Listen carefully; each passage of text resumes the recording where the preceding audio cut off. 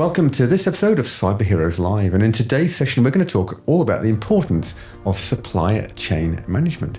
But first, I'm your co-host Matt, and today I'm joined by Brad, and we're both glad that you are here. All right, now Brad, first question, why does supply chain management feature so heavily in our discussions around cybersecurity? Yeah, thanks Matt. Essentially, in the past, it's one of the main areas of a business where a potential cyber attack can occur.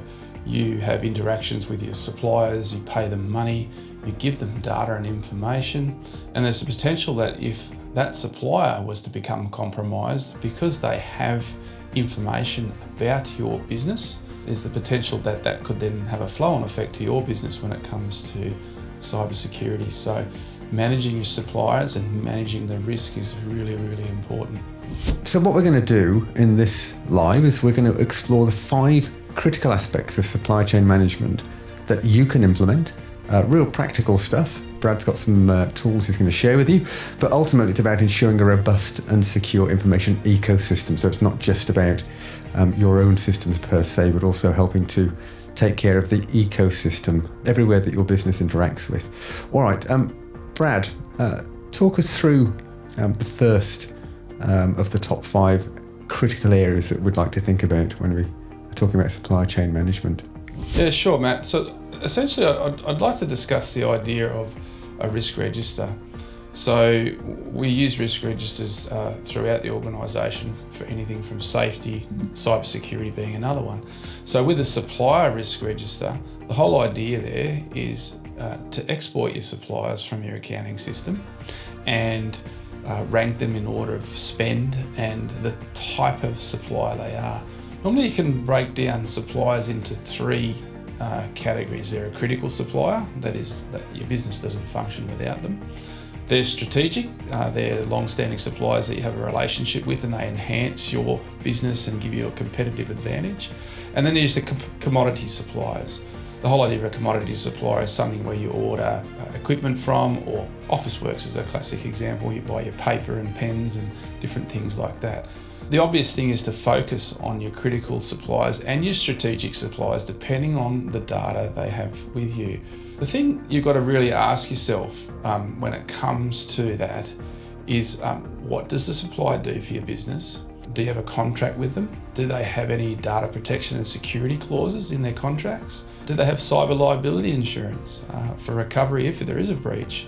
Do they have an information security standard that they follow or adhere to, i.e. ISO 27001?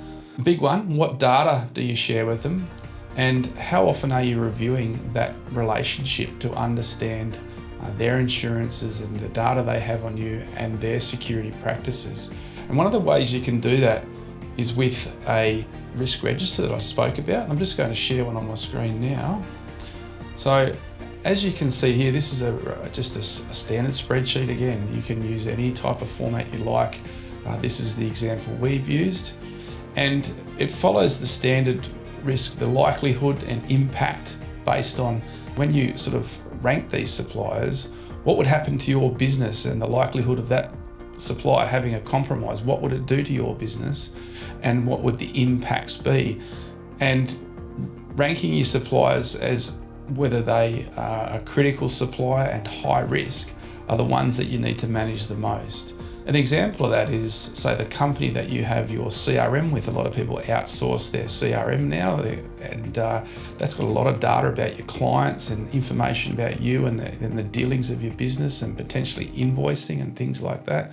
So they become a critical supplier when it comes to data. So understanding their relationship to information security is really, really important.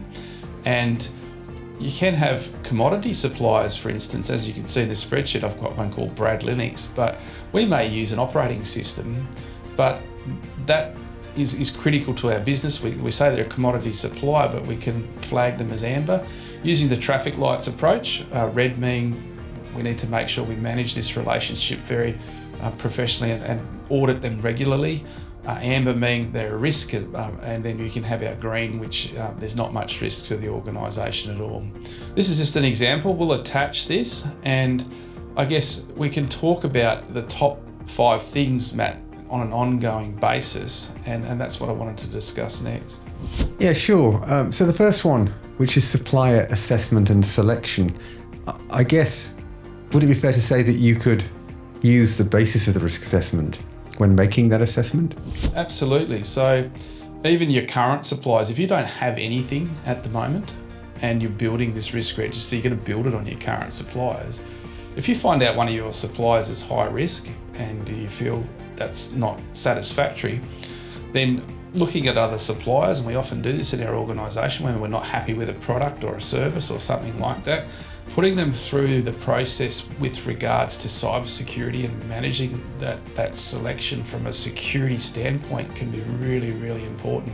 Certainly, I think once you've built your risk register on your current suppliers, if there is places there where you think there's gaps or you think you've got a problem with the supplier, making sure you put that potential new supplier or vendor through a sort of vetting process is really, really important. And even if that means, I guess, that you have to change suppliers. I mean, at the end of the day, it's all very well to have relationships with existing partners, but if you're bringing on new partners or even with existing partners, it's fair to say that if they just are presenting a risk to the business, it may be time to look for an alternative if they're not willing to lean in and sort of achieve the security levels that you're looking for. Absolutely. Now, one of the big ones that's often spoken about in our game is that was a supply chain compromise was SolarWinds.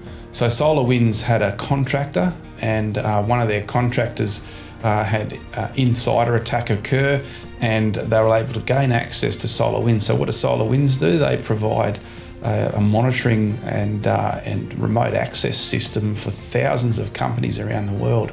And in this instance, I think they had to disconnect an inordinate amount of businesses from their systems overnight due to a supply chain compromise. So in that situation there, you're really going to be assessing that supplier and going, well, who else is there? I'm not saying that SolarWinds didn't repair that, but it was very damaging to that organisation. Yeah, it's sadly a very good example. So number one is supplier assessment and selection. All right, number two refers to contractual obligations. Now, what do we mean by that, Brad?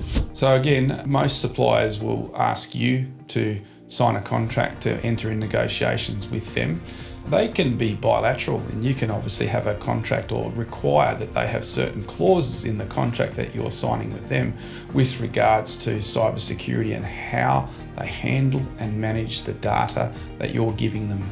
So make sure that you vet those contracts on a regular basis and they have the information in them that's needed. And we do have in our templates that we supply our Cyber Heroes customers a sample email to ask your supplier about their relationship with cybersecurity and how they handle your data. So you can go and grab that and format it for your own needs and start asking those critical and strategic suppliers what their relationship with cybersecurity is and how they manage your data and how they look after security in their own organisation. It's really important. Yep, absolutely. So that was number two, contractual obligations. Number three, I think, speaks a little bit to what you've just been talking about anyway. It's sort of continuous monitoring and auditing. If you could give some just solid advice around that, really. Essentially, once you've got your list of suppliers, and this, if you're like an ISO 27001 business, this is something you regularly have to do is sort of continuously maintain and audit your list of suppliers and making sure that you understand where they sit in that space and how they're handling your data. And more, the government regulations are clamping down on the requirements when it comes to personally identifiable information and how that's handled. And we will see changes in the very near future, I think, in some of our own legislation, because Australia has been one of those countries that's been badly affected by cyber criminals. And I will see, I think, that future legislation will mean that businesses and suppliers and vendors will have to have a tightened security around how they handle data for citizens of Australia and other countries as well. But it's also fair to say that simply waiting for the regulators to regulate, it's not about being compliant, is it? It's much more about protecting your business, your customers, and so on. How do you approach that? The easiest way I find to keep this front of house is, like we do in Cyber Heroes, is meet up regularly and plan something in the calendar on a regular basis, once a month, once every 2 months, that shines a light on these sorts of areas of your business. Right, we're going to spend an hour or two looking at our suppliers and looking if we've had some security incidents or something's gone wrong. Do we need to reassess suppliers that we've got? Are the products performing suitably? And from a cybersecurity perspective as well, but also, as you know, suppliers may let you down in how their products operate or what they do for you. So it's a very good, healthy thing to do. That sometimes we always sort of use that knee-jerk reaction where we go, well, something's happened, so we need to change. But if you're actually turning into something that's scheduled, that you regularly look at, it means that, you know, it can prevent those knee-jerk sort of situations from occurring. And if a supplier that you have has a breach, you're prepared. You know all the information that they've got from you, and you know how to potentially put a stop to things transitioning into your own organisation when that supplier has a breach. Yeah, absolutely. And we both know there's regular feedback from the monthly cybersecurity audits.